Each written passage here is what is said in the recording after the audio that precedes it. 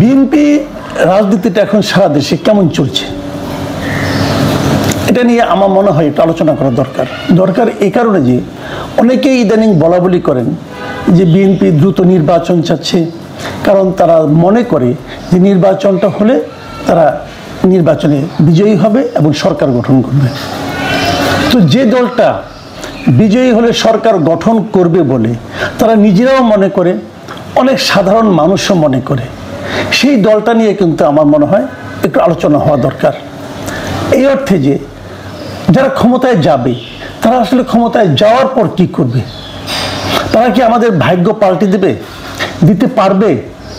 এই কথা ঠিক। বিএনপি বাংলাদেশে, আমি আগের বিএনপির কথা বাদ দিই, ওটা অনেকেরই স্মরণে নেই, আমাদেরও তো স্মরণে আছে যে আমরা যদি 90-এর পর থেকে ধরি, বিএনপি তো দুইবার ক্ষমতায় এসেছিল। আসলে আরও একবার এসেছিল 96 সালে, ওটা অল্প সময়ের জন্য, ওটা না আসার মতোই, কিন্তু পূর্ণাঙ্গভাবে তারা 2 দফা ক্ষমতায় ছিল। তারা কেমন করেছে, কি করেছে না করেছে সেটা অনেকেরই স্মৃতিতে এখন জল করছে। সেই স্মৃতির কথা যদি আমি নাও ধরবো এই কারণে যে আমরা দেখেছি এরপর বিএনপির নেতৃত্বেও একটা বড় ধরনের পরিবর্তন এসেছে। বিএনপির মূল নেতৃত্বে তারেক রহমান এসেছেন এবং উনি ইদানিংকালে গত কয়েক বছরে ওনার কথাবার্তায়, আচার আচরণে, বিভিন্ন কর্মকাজে, মানে কর্মকাণ্ডে আমরা যে পরিবর্তন দেখছি, যে আধুনিকতা দেখছি, সেটা আমাদেরকে আশাবাদী করে তুলেছে।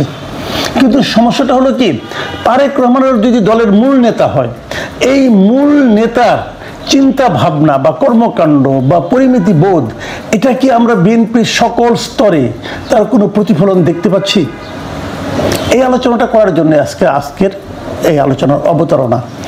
আমরা কি দেখছি গত কয়েকদিনে বিভিন্ন জায়গা থেকে আমরা দেখতে পাচ্ছি যে বিএনপির বিভিন্ন তৃণমূল পর্যায়ে, মাঠ পর্যায়ে আমরা কিন্তু বিএনপির চাঁদাবাজির একটা মহোৎসব দেখতে পাচ্ছি। যে চাঁদাবাজির কাজগুলো আগে আওয়ামী লীগের লোকরা করতো, আওয়ামী লীগের বিভিন্ন অঙ্গ সংগঠনের লোকজন করতো, সেটা কিন্তু বিএনপির অনেক লোকজন করছে বলে আমরা অভিযোগ পাচ্ছি। আমি নিজের আমার এই চ্যানেলে আমি একটা জরিপের মতো করেছিলাম। সেই জরিপে আমি প্রশ্ন করেছিলাম যে প্রত্যন্ত অঞ্চলে যে চাঁদাবাজি চলছে এখনো, সেই চাঁদাবাজিটা আসলে কারা করছে। দেখা গেছে এখানে 70% বেশি লোক বলছে যে বিএনপির লোকজন করছে। কেন? আমরা বিএনপির নামটা কেন শুনতে পাবো? আমরা তো এটা শুনতে পেতে চাই না। একটা কমন একটা অজুহাত আছে, আমাদেরটা অনেক বড় দল, এই জন্য পারি না। কোথায় আমাদের নেতা তারেক রহমান, উনি তো অনেক দল থেকে বের করে দিচ্ছেন এবং দলের পক্ষ থেকে অনেক জায়গায় মামলা পর্যন্ত করা হচ্ছে। এরকম ইতিহাস আসলে নাই, অতীতে নাই, কিন্তু আমি কখনো এর আগে দেখিনি যে দলের কোনো একজন আপনার তৃণমূল পর্যায়ের কর্মীর অপরাধের জন্য দলের পক্ষ থেকেই মামলা করা হয়, এমনি আগে কখনো দেখিনি। এটা অবশ্যই একটা ইতিবাচক ব্যাপার, খুব ভালো ব্যাপার, কিন্তু সেটা কি অন্য এলাকার জন্য প্রভাব বিস্তার করতে পারছে? অন্য এলাকার নেতাকর্মীকে বিন্দু মাত্র বিচলিত করতে পারছে না। কেন পারছে না? এটা কি কেউ গবেষণা করে দেখেছেন কেন পারছে না? আর কোনো কারণ নয়, মূল কারণ হলো যে অন্য জায়গায় এই দলের যে বিভিন্ন কেন্দ্রীয় লিডার অথবা আঞ্চলিক লিডার, তারা কিন্তু ওই লোকগুলিকে এক ধরনের আশকারা দিচ্ছে। তারেক রহমান যেভাবে দল চালাতে চাচ্ছেন সেভাবে কি পারছেন? এই যে আশকারা যারা দিচ্ছেন, মনে করেন জেলা পর্যায়ের লোক, তার কি কেন্দ্র পর্যন্ত লাইন নেই? আছে। কেন্দ্রের অনেক নেতা কি তাকে সাপোর্ট করেন না? করেন। এটি বাস্তবতা। তারেক রহমান যেভাবে চান তার সেন্ট্রাল কমিটি কি সেভাবে চলে না। এটি বাস্তবতা। কেন চলে না, কিভাবে চালাতে হবে, এটা ওনারা বুঝবেন, ওই আলোচনায় আমি যাব না। কিন্তু ঘটছেটা কি, আমি আজকে খালি কয়েকটা গত এক সপ্তাহের কিছু উদাহরণ আপনাদেরকে দিতে চাই। আমি দেখুন, এই আলোচনাগুলো আমি এইভাবে এতটা হয়তো করতাম না, কিন্তু একটা ঘটনার কথা উল্লেখ করি। সেটা হলো আজকে যেটা ঘটেছে রামপুরে রবিবার রাতের বেলা, 30শে মার্চ সন্ধ্যায় এই ঘটনাটা ঘটেছে লক্ষ্মীপুরের রামগঞ্জে। একজন বিএনপি নেতা আহত হয়েছেন। আহত কেন হয়েছেন সেটাও ইন্টারেস্টিং, এবং এই বিএনপি এতটাকে খুব বিখ্যাত একজন ব্যক্তি, সে আলোচনায় আসছি। ইন্টারেস্টিং বিষয় হলো যে ছাত্রলীগের একজন নেতা, তার বাড়িতে বিএনপির কয়েক গ্রুপের লোক হামলা চালিয়েছে, কয়েকটা গ্রুপের লোক। সেখানে ওখানকার স্থানীয় বিএনপির একজন নেতা আজিজুর রহমান বাচ্চু মোল্লা, উনি গিয়েছিলেন থামানোর জন্য, এবং থামাতে তো পারেনি, উল্টো বিএনপির লোকরা তার উপরে অ্যাটাক করেছে যে কেন সে থামাতে গেল। এখন এই বাচ্চুমুল্লাহ লোকটাকে, এই আজিজুর রহমান বাচ্চুমুল্লাহ হলো আমাদের এই সরকারের একজন গুরুত্বপূর্ণ এবং প্রভাবশালী উপদেষ্টা মাহফুজ আলমের বাবা। মাহফুজ আলমের বাবা সেখানকার ইসাপুর ইউনিয়ন বিএনপির সাংগঠনিক সম্পাদক। মাহফুজ আলমের বাবা, সে তো বিএনপি করতেই পারে, তা আমার কোনো প্রবলেম নাই। কিন্তু লক্ষ্য করুন, তার দুটো পরিচয়। একদিকে সে বিএনপি করেন, বিএনপির একজন নেতা, আরেকদিকে উনি একজন উপদেষ্টার পিতা। এরকম একজন ব্যক্তিকেও কিন্তু বিএনপির যে যায় নাকি ছাত্রলীগের একজন নেতাকে ধরতে গেল, মারতে গেল, বাধা দেওয়ার কারণে তার উপরে অ্যাটাক করলো। এখন আমার প্রশ্ন হলো, ছাত্রলীগের একজন নেতা, সে তার বাড়িতে আসছে শুনে নিয়ে, তাকে বিএনপি ছাত্রদলের লোক মারতে যেতে হবে কেন? এটা কি খুব ন্যায়নীতিপূর্ণ কাজ?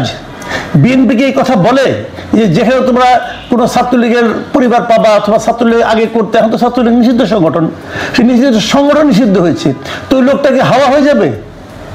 ওই লোকটাকে মাটির নিচে ঢুকে যাবে? ওই লোকটাকে তার বাড়িতে যাবে না, গেলে তার বাড়িতে যে অ্যাটাক করতে হবে? এটা কি কোনো আইনসম্মত কাজ? বিএনপিকে এই ধরনের কাজকে সমর্থন করে? করে না। তাকে মারার জন্য কয়েকটা গ্রুপ বিএনপি লোক ওখানে গেল, যা ওটা কি ঠিক হয়েছে? হয়নি। বাচ্চুমুল্লাহ সাহেব যে তাদেরকে থামাতে গেলেন, অন্যায় করেছেন? অন্যায় করেননি, উনি একটা ভালো কাজ করেছেন।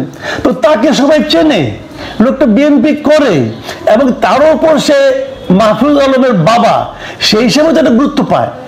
তো সেই লোকটাকে আপনারা ছাড় দিলেন না, তাকে মারলেন, মেরে আহত করলেন, তাকে হাসপাতালে যেতে হলো। এটা কি বিএনপি রাজনীতি? আমার তো মনে হয় না। আমি ইদানিং তারেক রহমান সাহেবের যে সমস্ত কথাবার্তা শুনি, তার সঙ্গে তো এই রাজনীতির কোনো মিল নেই। তাহলে কেন হলো? আমি একটা ঘটনা উল্লেখ করলাম এই কারণে যে এই ঘটনার পরিপ্রেক্ষিতে আরেকটা ঘটনা আছে, এটা একটু পরে বলি। তার আগে আমি বিএনপির আরো দু একটা কথা বলি। দেখুন, আমি এই সপ্তাহের মধ্যে বিএনপির আরো দু একটা ঘটনার, মানে তাদের মধ্যে অন্তর্কলহ কোথায় যে দাঁড়িয়েছে বলি। যেমন ধরেন, ঈদের আগের রাতে মৌলভীবাজারের শ্রীমঙ্গলে একটা টমটম পার্কিংকে কেন্দ্র করে বিএনপির দুই গ্রুপের মধ্যে সংঘর্ষ হয়েছে, এবং সেই সংঘর্ষের কারণে সেখানে যৌথ বাহিনী গিয়েছে, যে মানে গোলাগুলি হয়েছে, সারা রাত চলেছে গোলাগুলি। তারপরে যৌথ বাহিনী সেখানকার সাবেক মেয়র, বিএনপি নেতা মহসিন মিয়া মধুসহ 14 জনকে আটক করেছে। কার সঙ্গে মারামারি হয়েছিল? বিএনপির আরেকটা গ্রুপের সঙ্গে। কেন ভাই?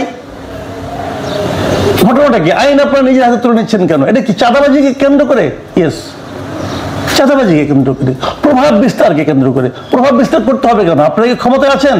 আর ক্ষমতা থাকলেই বা প্রভাব বিস্তার করতে হবে কেন? তার মানে আপনার ক্ষমতায় এসে গেছেন এরকম ভাবছেন? আপনারা এই ধরনের কাজ যত বেশি ঘটাবেন, মনে রাখবেন ক্ষমতা আপনাদের থেকে ততটা দূরে সরে যেতে থাকবে। এই কথাটা মাথায় রাখবেন। এদেশের মানুষ সব পারে।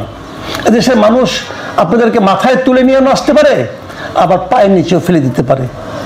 দয়া করে এটা মাথায় রাখবেন। ক্ষমতা এখন আসেন নাই ভাই,